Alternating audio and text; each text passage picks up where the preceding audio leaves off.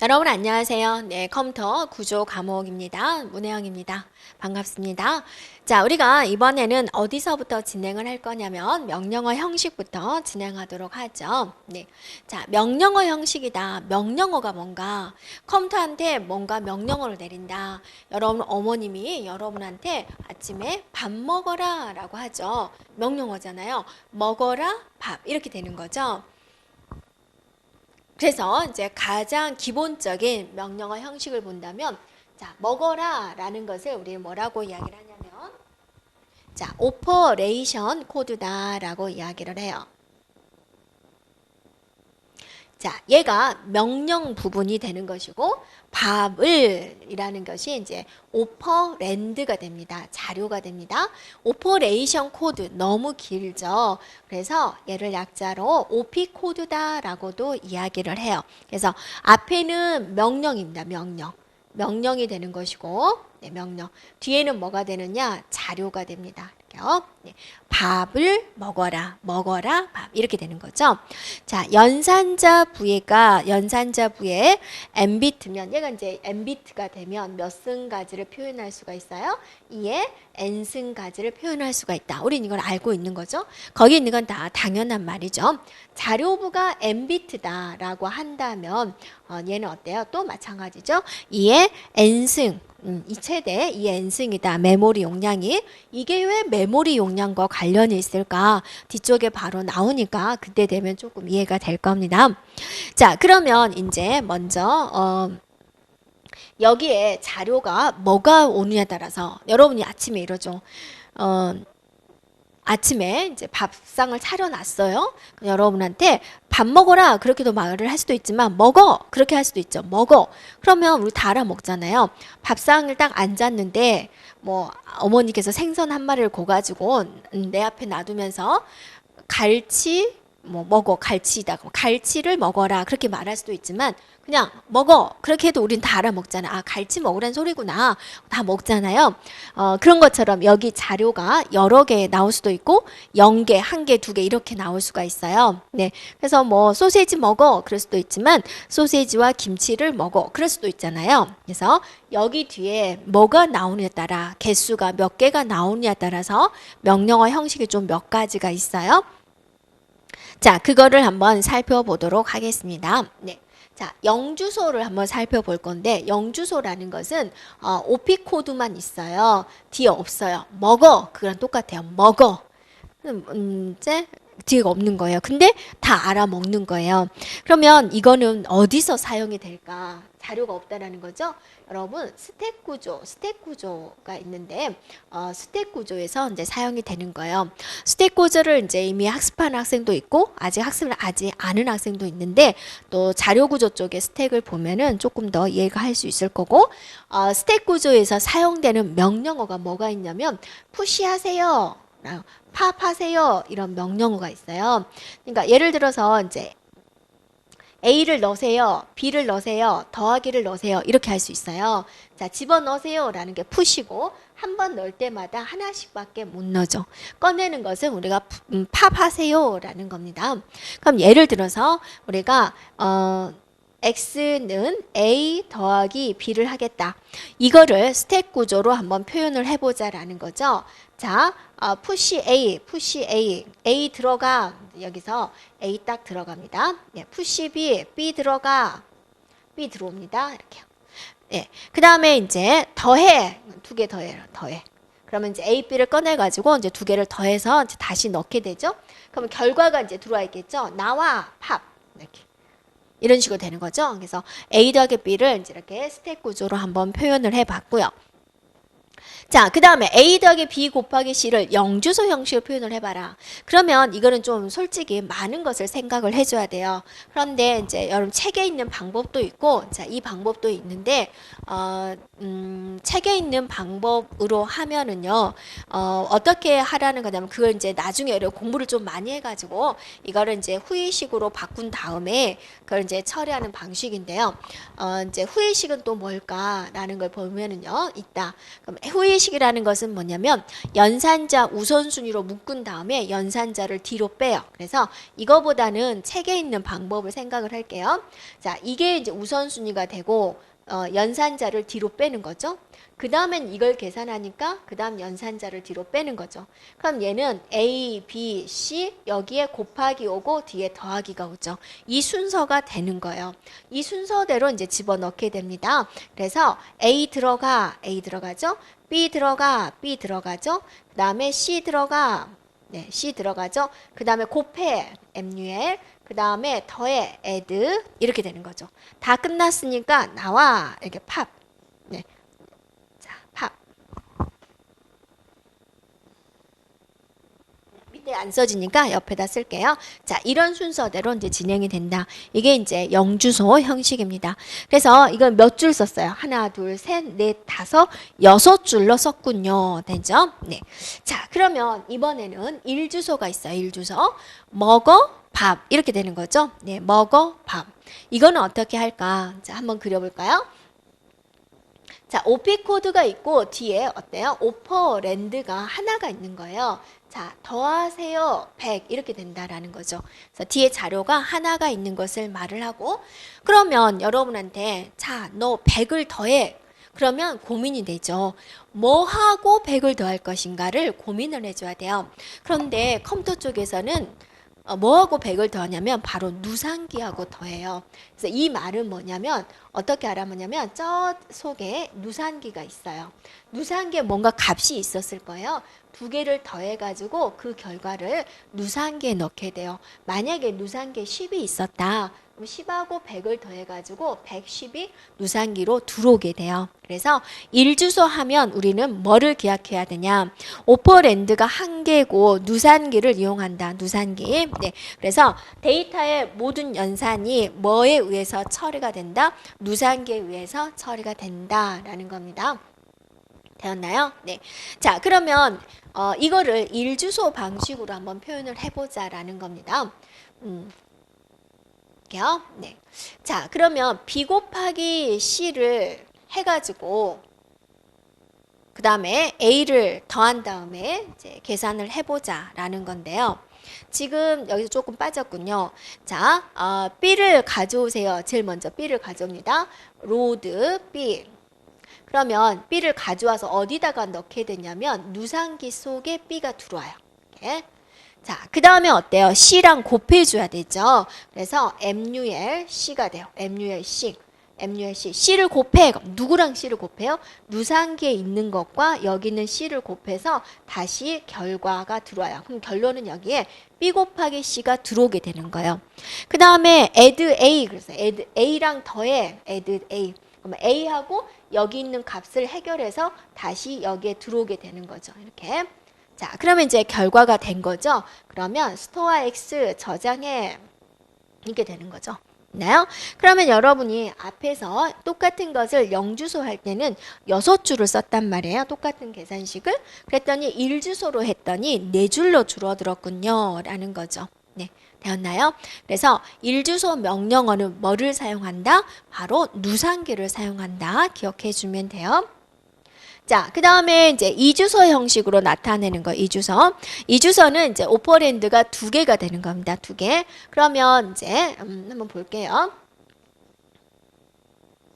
자, 오퍼레이션 코드가 있고, 옆에 오퍼랜드가 하나 있고, 오퍼랜드가 2개 있는 이런 방식이 되는 거죠. 그러면 예를 들어서 이렇게 해볼까요? 더하세요. A, B 이렇게 되어 있단 말이에요. A하고 B. 그러면 A하고 B를 더하겠죠. 네. 그런데 그 결과를 어디다가 저장할 거냐. 그래서 이 뜻은 무슨 뜻이가 되냐면 A 더하기 B를 해가지고 어디다 집어넣으세요? 다시 A라는 곳에다가 집어넣으세요. 라는 뜻이 됩니다. 됐나요? 그래서 이게 이제 가장 일반적으로 쓰이는 명령어 형식이 된다라는 겁니다. 되나요? 자, 그러면 이제 저거를 한번 A 더하기 B 곱하기 C죠? 네, 그거를 이주소 형식으로 나타내 보자. 여기서 먼저 처리하는 게 곱하기잖아요. 그래서 곱하기 처리하고 이 결과를 누가 가지고 있어요? B가 가지고 있겠죠. 그래서 A하고 B를 더해서 결과를 A에다 넣고 A가 가지고 있는 값을 X에다가 넣어주세요. 이렇게 해주면 세 줄로 이제 마무리가 되었군요. 이게 이주소 방식입니다. 그래서 이주소는 이렇게 오퍼랜드가 두 개가 있고 결과값을 이 첫 번째 오퍼랜드에다가 넣는군요. 기억해 주면 되고요. 자, 그 다음에 이제 3주소 형식이에요. 3주소는 이제 여러분이 예상할 수가 있겠죠. 아, 오퍼랜드가 3개구나. 그래서 예를 들면 더하세요 라고 했을 때 A, B, C 이렇게 하면 어떻게 돼요? 네, A하고 B하고 C가 있는데 얘는 무슨 뜻이냐? B하고 C를 더해가지고 A에다가 넣어요. 그래서 맨 앞에 연산의 결과가 이제 들어오게 돼요. 자, MUL, PBC 이렇게 해놨단 말이에요. 그럼 B 곱하기 C를 해가지고 어디다 집어넣어라? P에다 집어넣어라. 그럼 얘가 P가 된다라는 거죠. 그 다음에 더하세요. A 더하기 P를 해서 네. A 더하기 P를 해서 결과 X에다 넣어주세요. 이렇게 해서 단 두 줄로 3주소 형식이 마무리가 되었다라는 거죠. 이 3주소 형식은 이제 특징적인 게 프로그램의 길이는 짧아지지만 한 개의 명령어 길이가 길어진다라고 그랬어요. 또 하나의 특징은 원래 자료의 값이 파괴되지 않아요. 자, 이 주소 볼까요? B 곱하기 C를 해서 B에다 집어넣었단 말이에요. 원래 있던 B 값은 어쩌나요? 없어지잖아요. 네. 이제 자료가 파괴된 거죠. 그걸 파괴된다라고 하는데 3주소 형식은 어때요? 원래 있던 값을 여기서 하니까 B 더하기 C를 해서 A에다 집어넣기 때문에 원래 자기가 가지고 있는 값이 파괴되지 않는다라는 뜻이고, 또 하나는 여러분이 이 명령어들이 하나하나 모여서 이런 프로그램을 이루는데, 자, 이게 이제 집 짓는 프로그램이다라고 생각을 해보세요. 이 한 줄 한 줄을 우리 뭐라고 그래요? 명령어라고 그래요. 하나의 명령어, 하나의 명령어, 하나의 명령어 이렇게 된단 말이에요. 그러면 3주소 형식은 앞에 0주소, 1주소, 2주소, 3주소 우리가 봤잖아요. 그러면 0주소는 예, 이게 짧은 대신에 여러 줄을 차지했잖아요.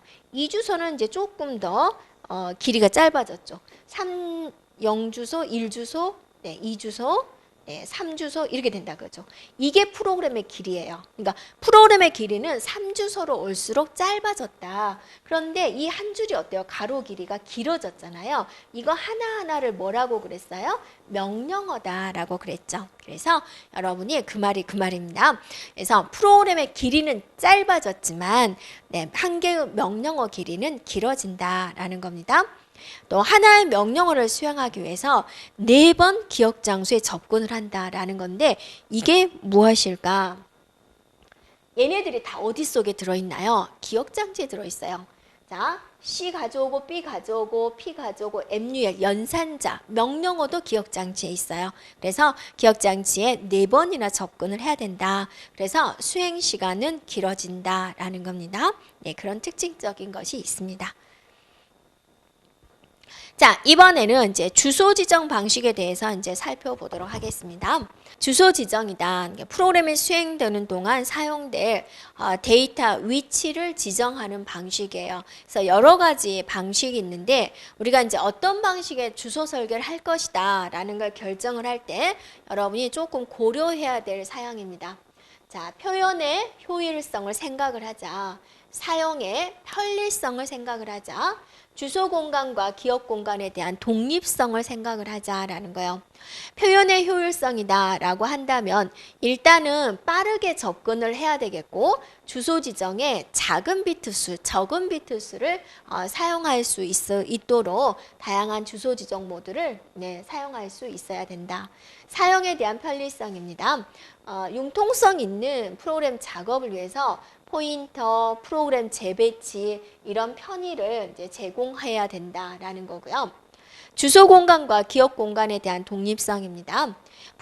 프로그램 상에서 사용한 주소가 있을 것이고 자, 실제 기억 공간 내에서 사용한 주소가 있을 거예요. 그래서 이것들이 이제 서로 독립적으로 진행될 수 있어줘야 된다라는 겁니다. 그래서 여기서 보면은 일반적인 이제 주소 공간은 프로그램상에서 사용하는 주소고 보조 기억 장치 내의 기억 공간을 말을 하고요. 기억 공간이라는 것은 이제 주기억 장치 내의 실제 기억 공간이 됩니다. 그래서 여기서 기억 공간이라는 말이 나오고 사용한 주소다라는 말이 나오죠. 그래서 프로그램상에서 사용하는 주소는 어디에 있다고요? 네, 보조 기억 장치에 있는 것이고 기억 장치 공간 내에는 이제 주기억 장치, 주기억 장치에 있는 것을 말을 합니다. 그래서 이것들이 이제 서로 독립적이어야 된다라는 거죠. 자, 그래서 이게 조금 이해가 안 될 수 있으세요. 그러면 이제 우리가 조금 뒤쪽에서 가상기억 장치 부분을 할 거예요. 그래서 그 부분을 한 번 더 하고 여기 온다면 조금 더 이해가 있을 수 있을 것 같아요. 자, 그러면 이제 주소 지정 방식에는 어떠한 것이 있을까 한번 살펴보면 먼저 종류를 살펴볼게요. 접근 방식에 따라서 묵시적, 즉시, 직접, 간접으로 나눠주고 계산하는 것, 계산에 의해서 상대 주소, 인덱스, 베이스, 레지스터 이렇게 나눠주고 레지스터 주소 지정 방식에 의해서 레지스터 주소 지정과 레지스터 간접 주소로 나눠져요. 자, 이건 중요할까요? 안 중요할까요? 중요해요. 종류 자체를 물어보기도 하거든요. 그래서 이거는 반드시 기억을 해주고요. 자, 먼저 하나하나씩 우리가 이제 살펴보도록 하겠습니다. 묵시적 주소 지정 방식이다라고 있는데 이거는 뭐냐면 오퍼랜드가 기술되지 않은 것을 말을 해요. 그래서 여러분이 오퍼랜드가 기술되지 않은 거 뭐가 있었어요? 스택 구조가 있었죠. 스택 구조. 네, 스택 구조의 그 영주소 방식에서 있었죠. 네, 그런 거를 의미합니다. 그 다음에 이제 즉시 주소 지정 방식이다라는 것은 이제 뭐냐면 add 100 그랬어요. 이 100이 뭐냐? 실제 자료예요. 네. 100을 더해라 라는 뜻입니다. 그래서 그냥 메모리는 찾아가지 않아요. 그래서 그냥 CPU에서 바로 자료를 이용하기 때문에 자료를 찾기 위해서 주기억장치에 가지 않는다라는 거죠. 그래서 실행 속도는 빠르다라는 겁니다. 그런데 좀 문제점은 있어요. 이게 만약에 8비트다. 그러면 어떠세요? 2의 8승 가지잖아요. 만약에 그러면 여기다가 숫자를 기입을 한다. 그럼 우리 여러분 이해 보수에서 나타낼 수 있는 숫자의 범위가 있죠. 네. 만약에 여기다가 내가 만을 더하고 싶은 거예요. 만을. 그런데 이게 8비트밖에 아니다. 그럼 만을 표현할 수가 없잖아요. 네. 그래서 그런 문제점은 있다라는 겁니다. 그러니까 표현할 수 있는 데이터의 범위가 제한적이다라는 거고 일반적으로 초기화할 때 써요. 누적 함수 sum에다가 이제 0을 넣는다든지 그럴 때 0이라는 그 숫자를 넣을 때 사용하는 방식이다라는 겁니다. 자, 그 다음에 이제 직접 주소 지정 방식이 있어요. 직접 주소 지정 방식은 뭐냐면 자, 더하세요. 100 그랬어요. 그런데 이 100이 실제 데이터 100이 아니라 주소인 거예요. 그래서 메모리가 있다. 메모리에 100번지에 찾아가는 거예요. 그랬더니 여기에 데이터가 있어요. 데이터. 우리가 뭐 좋아하는 뭐 과자 이런 식으로. 그러면 여러분이 아까 방금 전에 있는 add 100 얘도 add 100, 겉모습은 add 100이니까 이게 어떤 주소 지정 방식인지 어떻게 알아요? 라고 생각할 수가 있죠. 그래서 어떤 주소 지정 방식을 내가 사용하고 있다 나타내는 또 코드가 있어요. 그래서 그거는 걱정 안 해도 되겠습니다. 됐나요? 그래서 이 직접 주소 지정 방식은 메모리를 한 번 찾아가죠. 그래서 메모리 참조 횟수가 1이다라는 겁니다. 주소 부분에 실제 사용할 데이터의 유효 주소가 있다라는 거죠. 네, 됐죠? 네, 그 다음에 이제 간접 주소를 볼게요. 우리가 간접 주소는 어떤 방식이냐면 자, add 100 그랬어요. 그러면 주기억 장치에 100번지를 딱 찾아가요. 그러면 여기에 과자가 있을 줄 알았더니 200이라고 있어요. 얘는 또 200번지를 가는 거예요. 그랬더니 거기에 과자 데이터가 있어요. 이렇게 그래서 주기억장치 한 번 가고 또 한 번 가는 거예요. 그래서 주기억장치 참조 횟수는 몇 번이다? 2회다라는 거죠. 그럼 여러분이 생각하기에 뭐하러 간접 주소를 2번이나 돌릴까요? 라고 생각할 수가 있는데요. 이렇게 한번 우리가 볼까요?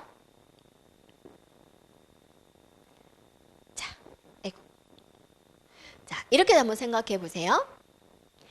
자, 여기가 8비트라고 생각해 보세요. add 하고 나서 여기가 이제 8비트예요. 그럼 주소를 가리키기 때문에 주소는 음수가 없으니까 0에서부터 255까지 나타낼 수가 있죠. 그러면 이게 이제 주기억장치가 되는데 0번지, 1번지, 2번지 해가지고 255번지까지 지정할 수가 있어요.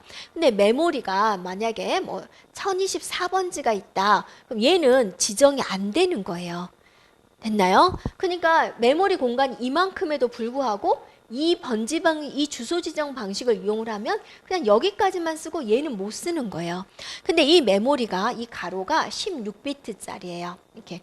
그러니까 너무 이 공간이 놀고 있잖아요. 그래서 간접 주소로 생각한 거예요. 간접 주소는 자, add 해가지고 여기가 똑같이 0에서부터 8비트로 있어가지고 0에서부터 255까지밖에 표현을 못한다. 그럼 이제 예를 들어 100번지 찾아가. 100번지에 갔어요. 그런데 여기는 16비트로 이루어졌잖아요. 그럼 더 많은 번지 수를 여기서 지정할 수가 있다라는 거죠. 그래서 간접 주소를 쓴다.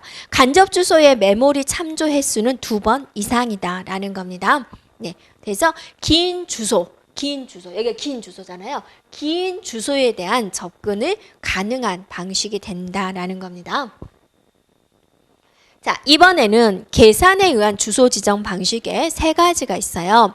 상대 주소, 인덱스 주소, 베이스 레지스터 주소 지정 방식인데 여기서 여러분이 이제 딱 한 개만 기억해라 라는 것은 상대 주소예요.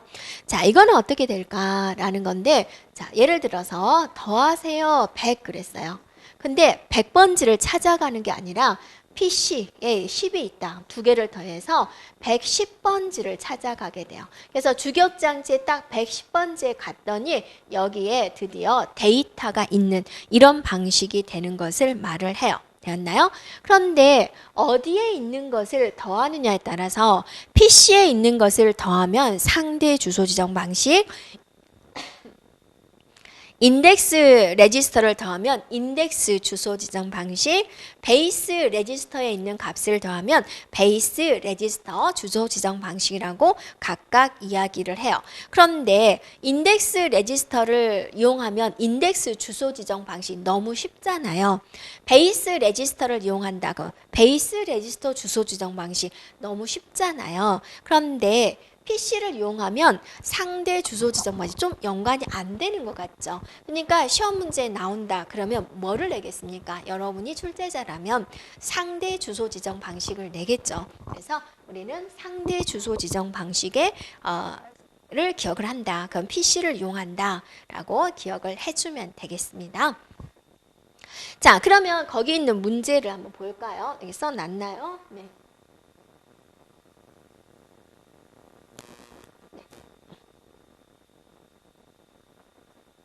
써놨으니까 제가 한번 써볼까요? 자, 15번지에 어떤 데이터가 있냐면 20이 있어요. 자, 여기는 주소를 의미를 하고 여기는 이제 내용을 의미를 합니다. 네, 그리고 20번지에는 25가 있고요. 네, 그다음에 25번지에는 30이 있어요. 이렇게. 그래서 만약에 얘를 즉시 주소 지정 방식으로 하면 네. 자, 뭐가 나올까라는 건데 지금 어떤 명령을 내렸냐면 LDA 15 가져와 15 이렇게 내린 거예요. 즉시 주소 지정 방식이 있을 거고 직접 주소 지정 방식이 있을 거고 그다음에 간접 주소 지정 방식이 있겠군요. 즉시 주소 지정 방식은 어떤 거였어요? LDA 15 가면 15 자체가 뭐였어요? 데이터였죠. 그러니까 15를 가지고 오게 되는 거고 직접 주소는 15가 뭐예요? 주소예요. 그래서 15번지에 갔더니 20이 있군요. 20을 가져오는 거죠. 간접 주소다. 15번지에 갔더니 20이 있고 또 20번지에 갔더니 25가 있군요. 이렇게 가져오는 거죠. 그래서 어떤 주소 지정 방식을 선택하느냐에 따라서 가져온 데이터는 다르군요. 라는 겁니다. 자, 그 다음에 레지스터 주소 지정 방식이 있어요. 레지스터는 뭐냐면, 자, 여기에 이제 OP 코드가 있고, 여기가 이제 레지스터 번호가 됩니다. 이렇게요. 예, 그러면 이제, 어디로 찾아가냐. 레지스터 번호를 쫙 해놓은 데가 있어요. 1번 레지스터는 뭐, 2번 레지스터는 뭐, 여기에 갔더니 오퍼랜드가 있는 거예요. 이게 레지스터 주소 지정 방식이 되었나요? 그래서 얘는 기억장치를 가나요? 가지 않아요. 그냥 레지스터가 모여 있는 곳에 가서 가져오게 됩니다. 그래서 속도가 빨라요. 일단은 레지스터는 어디 속에 존재하냐면 CPU 속에 존재하고 그 바깥에 주기억장치가 있기 때문에 CPU 안에서 이루어지면 훨씬 빠르다라고 합니다. 자, 그런데 레지스터 개수는 그렇게 많지 않아요. 컴퓨터에. 네. 그래서 레지스터 수가 적기 때문에 주소 공간이 이제 제한이 된다라는 단점이 있다라는 거죠. 이번에는 레지스터 간접 주소 지정 방식에 대해서 한번 살펴볼게요. 레지스터 간접 주소는 어떻게 되냐면 오퍼랜드하고 이제 레지스터가 있으면 이 레지스터에 이제 레지스터 모여 있는 곳에 가겠죠. 그러면 여기에 어떤 뭐 100이 있다. 그럼 이 100 번지를 이제 드디어 주기억장치에 찾아가는 거예요. 100번지에 찾아갔더니 데이터가 있는 경우예요. 여기는 메모리예요. 그래서 레지스터 간접 주소 지정 방식은 메모리를 몇 번 찾아가는 거예요? 네, 한 번 찾아가는 거예요. 됐죠? 네, 한 번 찾아가는 거. 메모리 한 번 찾아가는 거예요. 네. 네, 역시나 이것도 단점은 뭐겠습니까? 주소 공간에 대한 제한이 있다라는 겁니다. 네. 그래서 이게 한 번만 찾아가기 때문에 이 레지스터가 몇 비트로 이루어졌냐에 따라서 이제 차이가 있다라는 거죠. 네. 자, 이렇게 전반적으로 살펴보았습니다. 그래서 우리가 이제 여기서 여러분이 이것에 대한 것을 꼭 기억을 해주고 옆에다가 한 번씩 쭉 해가지고 각각의 주소 지정 방식의 차이점을 느껴보면 되겠습니다. 여기까지 진행하겠습니다. 여러분 수고하셨습니다.